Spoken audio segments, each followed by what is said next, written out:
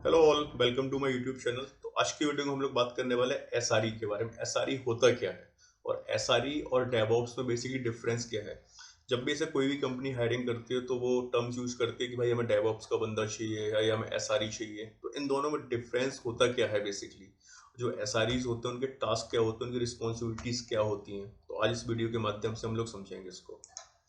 What is SRE? तो SRE stand for site reliability engineering. इसका जो फुल फॉर्म होता है site reliability engineering. It is a discipline that applies software engineering to make IT operation more reliable, scalable and efficient. तो basically एक simple उस आसान शब्दों में समझते हैं इसको। बेसिकली एसआरई बेसिकली क्या करते हैं, जैसे गूगल की एक सर्विस है जीमेल।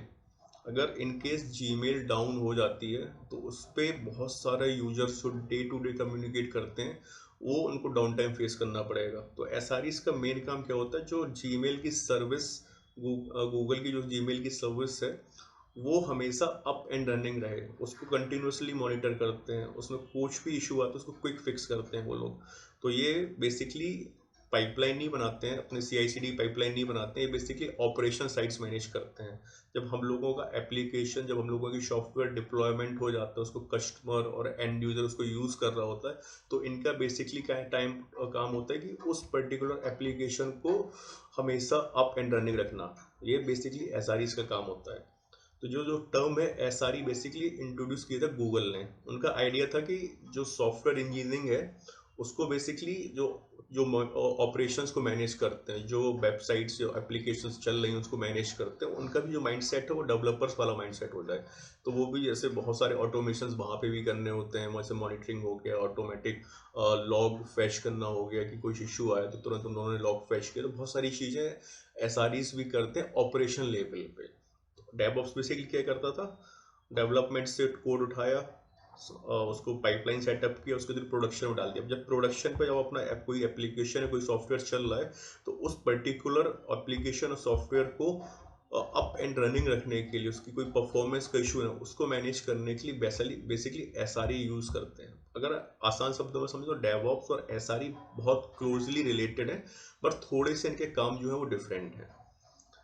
मेन गोल होता है एसआरईस का, जो सिस्टम है उसको अप एंड रनिंग रखना। कोई परफॉर्मेंस इशू है, कोई मतलब जैसे किसी में हाई यूजेस ऑफ रैम है, हाई यूजेस ऑफ सीपीयूज है, तो उन चीज़ों को दूर करना ये बेसिकली एसआरईस का काम होता है। अब इनकी रिस्पॉन्सिबिलिटीज़ क्या होती हैं एसआरईस की? Monitoring and alerting. SRE setup to tool monitor system performance and get alerts when something goes wrong. अपनी एप्लीकेशन चल रही है, कस्टमर्स यूज़ कर रहे हैं उसको, अब उस पर अगर कुछ भी इशू आता है, कुछ भी परफॉर्मेंस का इशू आता है या नेटवर्क का इशू आता है, तो ये लोग बेसिकली क्या करते हैं, मॉनिटरिंग टूल सेटअप करके रखते हैं कि उस पर जैसे इस एप्लीकेशन में कोई भी इशू आएगा तुरंत इनके पास एक अलर्ट आ जाता है, वो ईमेल के थ्रू हो या कोई नोटिफिकेशन हो किसी प्रकार का। तो इन लोगों को पता चल जाता है कि हाँ भाई कुछ इशू आया है, और कंटिन्यूसली लोग मॉनिटरिंग करते हैं उस पर्टिकुलर एप्लीकेशन को, पर्टिकुलर वेबसाइट्स को। दूसरा होता है इंसिडेंट मैनेजमेंट। इनकी जो रिस्पॉन्सिबिलिटी मैन होती है, जैसे ही कोई इशू आया एप्लीकेशन में, जो कस्टमर उसको यूज़ कर रहा है, तो इनका काम होता है कोई तुरंत ही ये लोग उस पर जंप करते हैं, उसको एज सून एज रिजॉल्व करने की कोशिश करते हैं, जिससे क्या है जो एप्लीकेशन का जो डाउन टाइम होता है वो कम हो जाता है और application up and running most of the time रहती है। ऑटोमेशन तीसरा इनकी रिस्पॉन्सिबिलिटी, ऑटोमेशन कर, ये लोग भी ऑटोमेशन करते हैं। SREs write script and build tools to automate repetitive task like deployment and scaling. तो ये भी करते हैं SREs। मैंने क्या बोला, डेवऑप्स और SRE बहुत एक दूसरे से क्लोजली रिलेटेड है, बस कुछ कुछ फर्क है डेवऑप्स और SREs में। फिर कैपेसिटी प्लानिंग।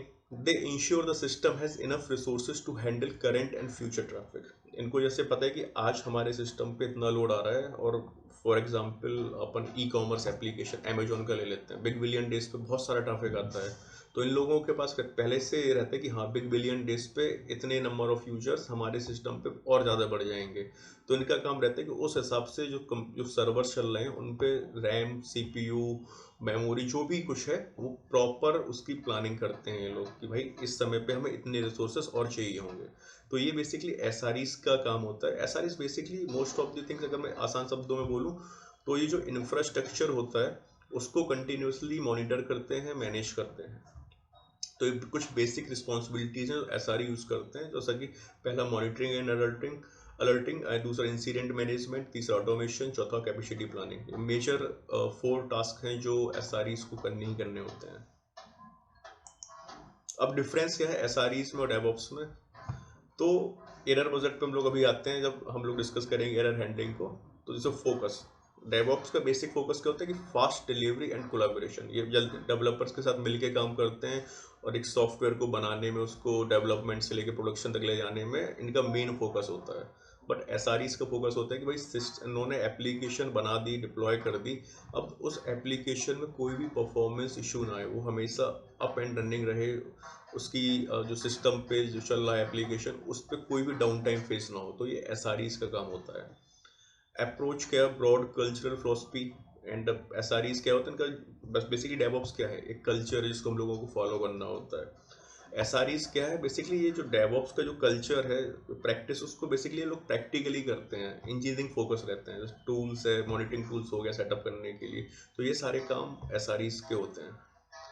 एरर हैंडलिंग, अब डेवऑप्स में क्या कोई कॉन्सेप्ट नहीं होता एरर बजट का। एरर बजट क्या होता है?